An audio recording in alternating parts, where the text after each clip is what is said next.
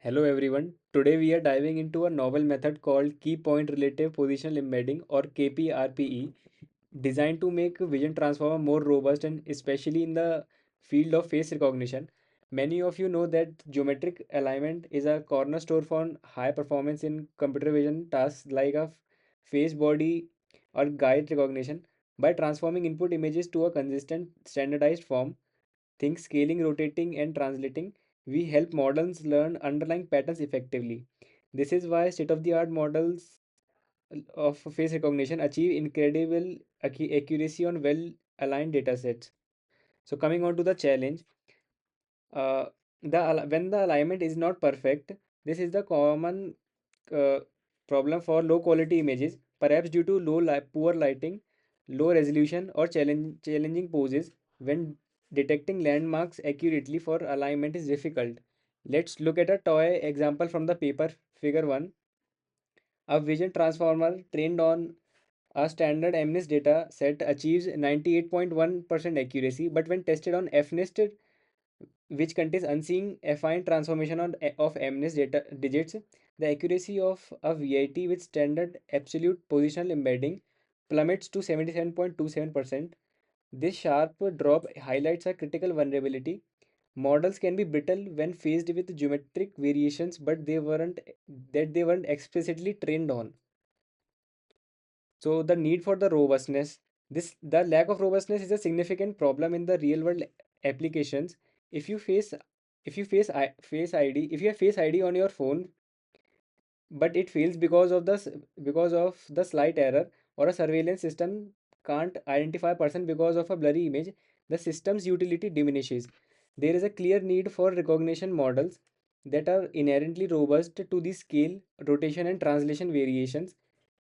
Even if alignment is suboptimal, the paper proposes a solution: key point relative position encoding, KPRPE. The core idea is to leverage key points like facial landmarks to make the model more resilient. The authors observe that the standard relative position encoding already offers some generalization to affine transforms because it focuses on relative, not absolute, positions. However, standard RP is static. It only knows that nearby pixels are generally more important than far pixels. KPRPE extends this by making the significance of pixels dependent on on their relative positions to specific key points within the image. So coming to the contributions, so the key contributions of the work include identifying the RP and its variants can improve VIT robustness to unseen affine transformations. Developing KPRP, a novel method that dynamically adapts spatial relationship in VIT based on image key points, significantly enhances robustness to misaligned data, providing comprehensive experimentational uh, validation, showing improved performance on unconstrained phase datasets and even extending to non-phase datasets like GETH. We explore how KPRP achieves this. Now I'll hand over to Kostov to discuss the background and related work.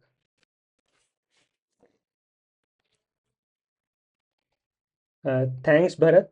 Before diving deeper into KPRP, let's briefly touch upon some foundational concepts. Vision transformers or VITs treat images as sequence of patches. The core mechanism within a VIT is self-attention. Self-attention allows the model to weigh the importance of different patches relative to each other. It calculates attention weights based on query, key, and the value matrices derived from input patch embeddings. A key point is the standard transformers are order invariant. They don't inherently understand the position of patches. To address this order invariance, positional encodings are used. Absolute positional encodings add a unique embedding to each patch based on its absolute position in the grid. While it tells the model where a patch is, it can be sensitive to shifts and scales. If a feature moves, its positional embedding changes entirely. This is why the VIT with absolute positional encoding performed poorly on the AFNIST in the figure 1. Uh, Relative positional encoding introduced by Shaw et al., and adapted for vision is different. Instead of encoding absolute positions, relative position encoding modifies the attention mechanism by adding a bias term that depends on the relative distance between a query patch and a key patch.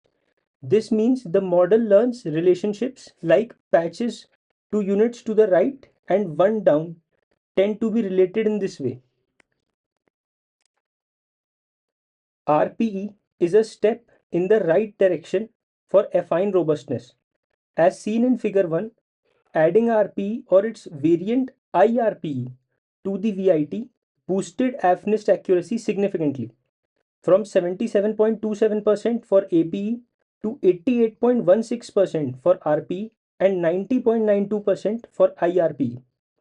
This is because RPE learns relationships based on relative offsets, which are more stable under global affine transformations. However, standard RPE has a limitation, illustrated in Figure 2, parts A, B, and C. The attention bias Bij between a query patch I and a key patch J is based only on their geometric distance in the image plane. So if an image is scaled or the pose changes, the learned relationship for the same pixel distance, example, between an eye and nose versus two skin patches, remains the same. This is suboptimal because the semantic relationship has changed. For example, the relationship between an eye patch and a nose patch should be different from the relation between two skin patches, even if their pixel distance is similar. And this relationship should adapt if the face scales or rotates. This work builds upon several areas. Face recognition with low quality images. Many existing models struggle with low quality or misaligned images, while some, like AdaFace, adapt to image quality. They don't explicitly tackle misalignments during feature extraction in the same way. Key points and spatial reasoning. Key points like facial landmarks or human pose joints have long been fundamental for tasks requiring structural understanding. MTCNN and retina face are common for landmark detection. The idea of using key points to improve recognition isn't new, but KPRP is the first to integrate them directly into the RPE mechanism of VITs. The authors hypothesized that an RPE that dynamically adapts based on image key points could better capture these changing spatial relationships. Now, Saurabh will explain the proposed KPRPE method. Thank you, Kostub. So how does key point RPE or KPRP address the limitations of a standard RPE? The standard RPE formulation adds a bias term, Bij, to the attention score between the query Qi and Kj, as shown in equation 5. This Bij is typically looked up from a learnable table W based on relative distance d I, j between patch I and patch j. The novelty of KPRPE is to make this bias table W itself a function of the image's key points. So Bij hence becomes Fp multiplied by Dij. What does this mean?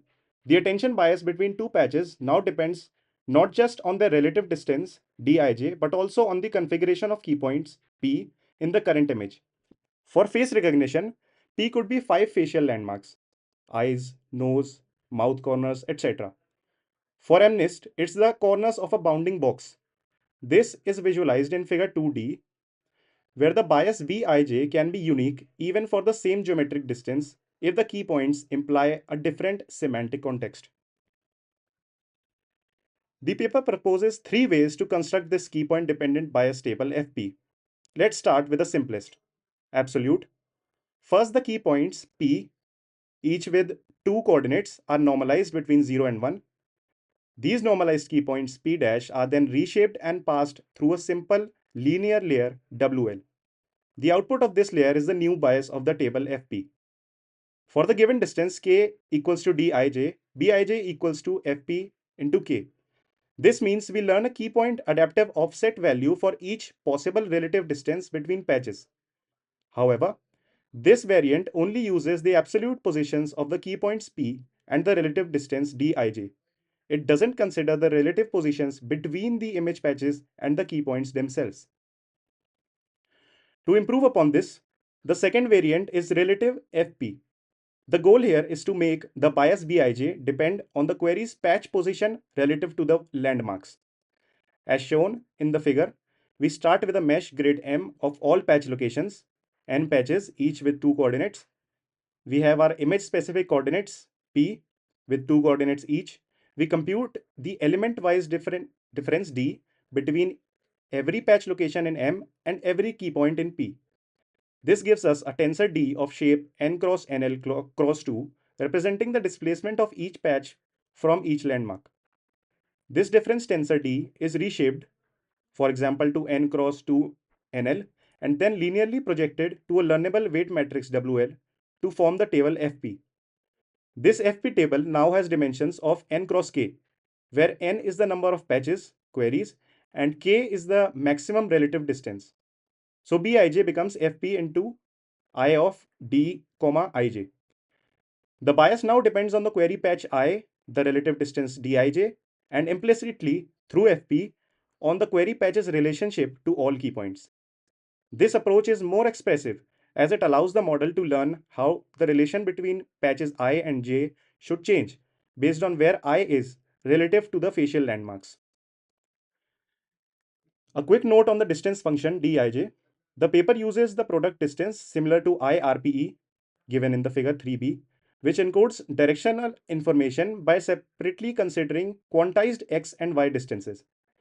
KPRPE given in figure 3c adopts this product distance but makes the resulting bias values in RPE table dependent on the key point locations indicated by the blue dots. So even if two query key pairs have the same product distance, their attention biases can differ if their relationship to the overall key point configuration is different. Next, Mohit will discuss further refinements to the KPRPE and overall model architecture. Thanks, Saurabh. We have seen absolute FP and relative FP. The third and most expressive variant is multi-head relative FP. Vision transformers typically use multi-head self-attention. Each head can learn different aspects of relationships. This variant tailors the query key point relationship for each attention head H and for each transformer layer NA. Practically, this means the learnable weight matrix WL used in relative FP is expanded. Instead of producing an FP table of size n cross k, it produces a table of size n cross k cross h for per head biases or n cross k cross h cross na for per head per layer biases. So, for each head, FPH is obtained. Crucially, FP in any of its form is computed only once per forward pass for an image. This makes the approach efficient as the overhead is negligible compared to other operations in the VIT. Let's see how KPRPE fits into the overall vision transformer architecture as shown in figure 4b. An input image goes through an embedding stage, typically patch projection. Simultaneously, key points L landmarks are extracted from the image. Example, using a lightweight landmark detector like MobileNet based retina face. These key points L are used to compute the FP table as we just discussed. This FP table is then used to provide the Bij biases within the multi-head self-attention modules of each transformer block. The rest of the transformer architecture, feed forward, add, and norm remains standard. The key is that Bij term in the self-attention calculation is now dynamically generated based on the input image's specific key points, making the model's understanding of spatial relationships adaptive. A fair question is, why not just focus on getting perfect alignment using these key points? The paper argues and shows in Supplementary 2.4 that KPRPE can be more robust than relying solely on pre-alignment, especially when key point detection itself is noisy. Alignment. If even one key point is predicted incorrectly, the entire image alignment can be skewed, affecting all pixels. The model then sees a globally distorted input. KPRPE. It uses the potentially noisy key points to directly modulate attention, Not all predicted key points might be noisy. KPRPE can learn to rely more on stable key points or interpret the pattern of key point even if some are imperfect. The impact of a single noisy key point on the RP table might be less detrimental than its impact on a global affine transformation for alignment. It allows the main recognition network to learn to be robust to these key points variation directly. Now let's see how KPRPE performs in practice. I'll hand it over to Vivek for the experimental results. Thanks, Mohit. To evaluate KPRPE, the authors conducted extensive experiments primarily focusing on the face recognition. First, the training data was the models were trained on aligned face datasets like MS1 MV2, MS1 MV3, and WebCam 4M. The evaluation datasets they tested on three types. First one was aligned standard benchmarks like CF, PFP, HDV, IJBC. They were the aligned variations. Second was intentionally unaligned. Raw versions of CF-PFP and IJBC cropped by face detector but not perspective aligned to simulate alignment failures. And third was low quality, which was prone to misalignment. Tiny face and IJBS, which naturally contain challenging images, were aligned where alignment is difficult. Now implementations. The backbones of the model were VIT small model for ablations and VIT base model for SOTA comparisons. The key point detector was a MobileNet V2 based retina face for KPRPE fast inference. For some comparisons, the official ResNet 50 retina face was also used. The loss function was ADA loss, and standard data augmentations were also used. Let's look at the ablation studies using VIT small. Table 1 compares vanilla VIT with absolute PE, VIT plus IRPE, a strong RPE variant, VIT plus KPRPE, the proposed method. The key takeaways from table 1 were on aligned high quality datasets like CFPFP, IJBC aligned, all methods perform well. With KPRPE slightly improving IJBC TAR at the rate 0.01%, 94.20 versus 92.72 for IRPE. The big difference is on the unaligned high quality datasets. KPRPE dramatically outperforms VIT and IRPE. On CFPFP unaligned, KPRPE achieves 93.56% verification versus 77.91% for IRPE and 72.81% for VIT. On IJBC unaligned, it's 91.85% TAR for KPRPE versus 34.73% for IRPE. On low quality aligned datasets like TinyFace and IJBS, KPRPE also shows consistent improvements. Figure 5 visually confirms this. As images are interpolated from raw detection to canonical alignment, KPRPE maintains high accuracy much better than VIT or VIT plus IRPE, showcasing its robustness to affine transformations. Now, table 2 ablates the different formulations of FP for KPRPE, absolute, relative, and multi-head relative. Key takeaways from table 2 are as follows. First is the absolute FP provides some benefits, especially on unaligned CFPFP over the baseline VIT without RPE, but it struggles on unaligned IJBC. Relative FP significantly boosts performance on unaligned data. Example 89.7% on unaligned CFPFP, 85.22% on unaligned IJBC. This show the importance of considering the relationship between patches and landmarks. And the third takeaway that multi-hit relative FP, the default KPRPE, provides the best overall performance, especially on the challenging unaligned IJBC, which is 91.85%, and maintains strong performance on other datasets. This indicates that allowing each attention head to have its own key point conditioned bias is very beneficial. Essentially, the more expressive the KPRPE formulation, the better it handles misalignment. Now, an important consideration is efficiency. Table 3 shows that KPRPE is highly efficient. First, flops. For VIT small, KPRPE adds only 0.02 G flops compared to the baseline VIT. This is much less than IRPE, which adds 0.71 G flops. Similar trends hold for VIT base. Throughput.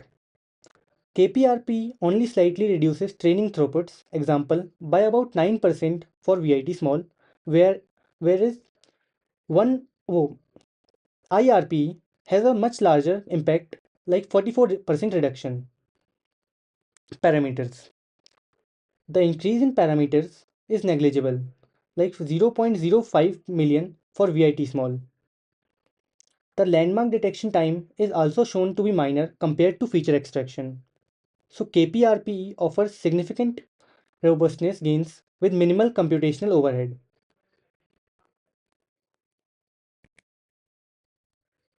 Comparison with state of the art. Finally, how does VIT based plus KPRP compare to other state of the art methods? The table 4 shows results on various datasets, training with WebFace 4M and WebFace 12 million. KPRP example trained on WebFace 4 million consistently improves over the baseline VIT on low quality datasets like TinyFace and IJBS. It maintains competitive performance on high quality aligned datasets. When trained on the larger WebFace 12 million, KPRPE continues to show benefits. Example 76.18 rank 1 on TinyFace. The paper also notes that using their custom efficient mobile net retina face for landmarks yields similar performance to using a heavier ResNet 50 retina face. Further emphasizing practicality, these results strongly suggest KPRP is valuable addition for robust face recognition. Akshit will now discuss its generalization to other tasks and conclude. Thank you, Vivek. A key question is whether KPRPE is specific to faces or if it is a more general concept. The authors tested this by applying KPRPE to gait recognition using the GATE 3D dataset. Here, the key points are 2D body joint locations derived from skeleton predictions. The baseline is SwinGate 2D, which uses a Swin transformer. KPRPE was incorporated into its windowed self-attention mechanism. As seen in Table 5, adding KPRPE to SwinGate 2D improves performance across all metrics. Rank 1 accuracy increased from 67.1% to 68.2%. Rank 5 accuracy increased from 83.7% to 84.4%. MAP or mean average precision improved from 58.76 to 60.81. This demonstrates that KPRP's principle of using key points to guide relative position encoding is generalizable beyond faces to other structured objects where key points can be defined. So, to conclude, this paper introduces key point relative position encoding or KPRPE, a novel and effective method for enhancing the robustness of vision transformer models to unseen affine transformations. The key takeaways are: first, the problem addressed. Standard VITs, even with RPE, can struggle with misaligned inputs common in low quality imagery. Our novel solution, KPRPE, dynamically adapts the relative positional biases in self attention based on image specific key points like facial landmarks or body joints. This allows the model to better understand spatial relationships even when distorted. Strong performance. KPRP significantly improves recognition accuracy on misaligned and low quality face datasets while maintaining or even improving performance on aligned data. It achieves this with minimal computational overhead. Generalizability. The concept is shown to be effective for gate recognition as well, suggesting broader applicability for tasks involving objects with consistent topology. Like any research, this work has limitations and opens avenues for future exploration. Firstly, key point supervision. KPRPE currently requires predefined key points and thus key point supervision. This might not be available for all types of objects or datasets. Its application is constrained to images with a consistent topology where key points can be reliably defined. Secondly, future work. A promising direction is the self discovery of key points. If the model could learn to identify salient points automatically without explicit supervision, it would greatly broaden KPRP's applicability and flexibility. Exploring ways to handle objects without a consistent topology would also be valuable.